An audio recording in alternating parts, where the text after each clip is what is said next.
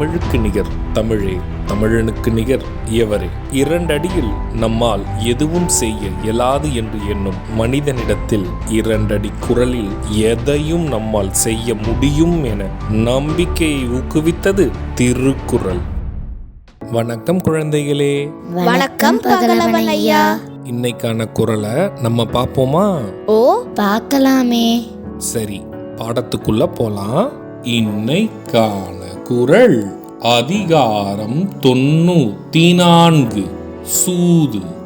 குறள் எண் 932. ஒன்றைதி நூறிழக்கும் சூதர்க்கும் உண்டாங்கொள், நன்றைதி வாழ்வதோர் ஆறு. ஐயா, நீங்க சொன்ன இந்த குறளோட பொருள் என்ன?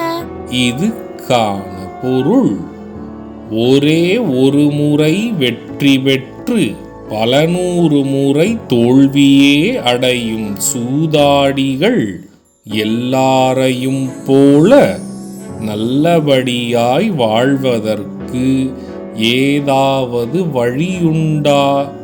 இல்லை. இதுக்கு ஒரு உதாரணம் சொல்லுங்களேன்.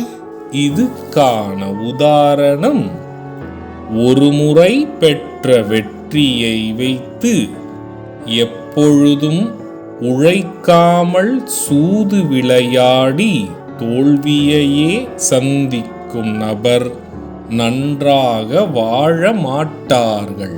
நான் சொன்னது உங்களுக்கு புரிஞ்சுதா தீரன், இலக்கியா?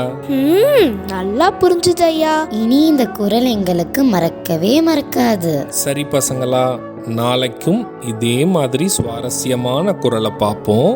நீங்க வீட்டுக்கு போன உடனே என்ன பண்ணணும்?